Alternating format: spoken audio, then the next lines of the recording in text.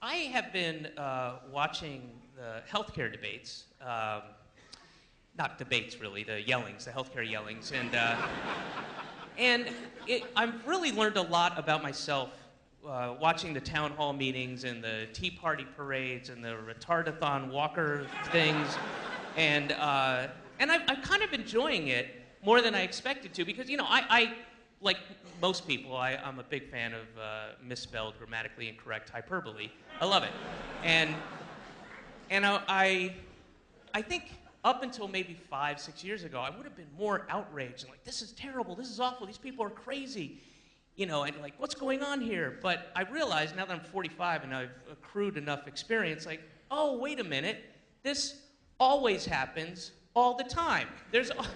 America has a proud, rich tradition of voting against its own best interest. And why should it stop now? Why should it stop now? Anyway, so I'm watching these guys, these just purposefully misinformed people believe, just their crazy shit that they believe. Like, Obama's a Nazi. He wants health care for everybody. He's a Nazi. He's a Muslim. He's a communist, socialist, black Muslim Nazi. It's the worst kind of Nazi there is. That's the most dangerous, sneaky Nazi, I think. He's a zombie too. I think he's a zombie. And they're just yelling and screaming. They're completely misinformed and disrupting things, and they're bringing loaded weapons just in case. And I'm watching these people, and I've done my bit for to get a public option. I think it's important. I think it's smart. But I'm watching these people. The more I watch them, I'm thinking, well, wait a second. You know what? I don't want you to have health care. I want you to die. Yeah. I want less of you and more of me.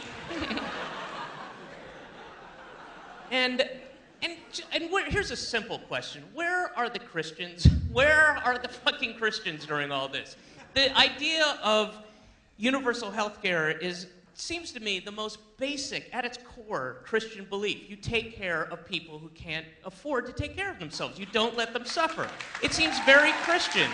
Where the fuck are they? They will raise hundreds of millions of dollars and travel in buses for days to march. Hooray, we did it! Dun dun dun dun dun dun dun dun dun dun dun dun dun dun dun dun dun dun dun.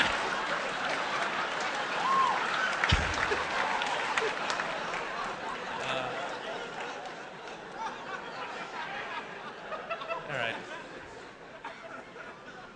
Anyway,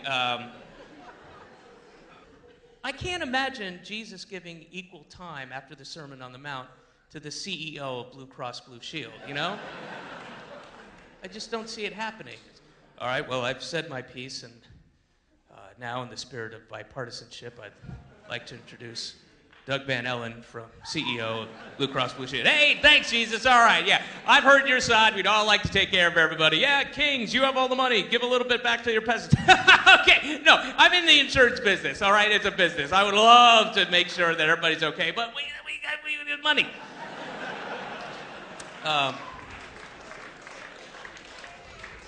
And this idea, the best part about it, this canard that there are going to be death panels, that Obama wants to kill your grandparents. Obama wants to kill my Nana. He hasn't even met my Nana. She's a nice lady. And they really believe it. They absolutely, really believe. Yes, Obama wants to kill grandparents. Of course he does. That's the only way he can get off. It's a secret fetish that he has. Yeah, he wants to kill every grandparent in the country. That's why he ran for president. Seriously, that's how it happened. He was a state senator in Illinois, and he was at home one night in the basement playing cards with his buddies. He was hanging out with Reverend Wright, William Ayers, and Keith Olbermann, and Osama bin Laden was there, and Kim Jong-il and Sean Penn. Anyway, they're all just playing cards. Yeah, they're just playing cards, and then Obama's grandmother's like, Barack, you didn't clean out the lint tray in the dryer. You come and do that. He's, oh, that fucking nagging bitch! I want to fucking kill her. But I don't want to jeopardize my state Senate seat. I don't know what to do. Barack, can I make a suggestion? What is it? Well, what if you ran for president of the United States, and as part of your platform, you promised every citizen health care, whether they could afford it or not. And everyone knows the only way you can do that effectively is to have a government-run public option.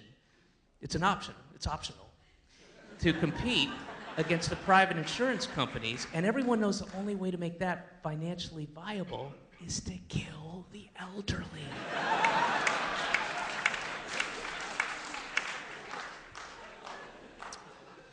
And cripples? Yes, Kim Jong. And cripples. Oh, I love this guy. Fucking love him. Love him. That's how it happened.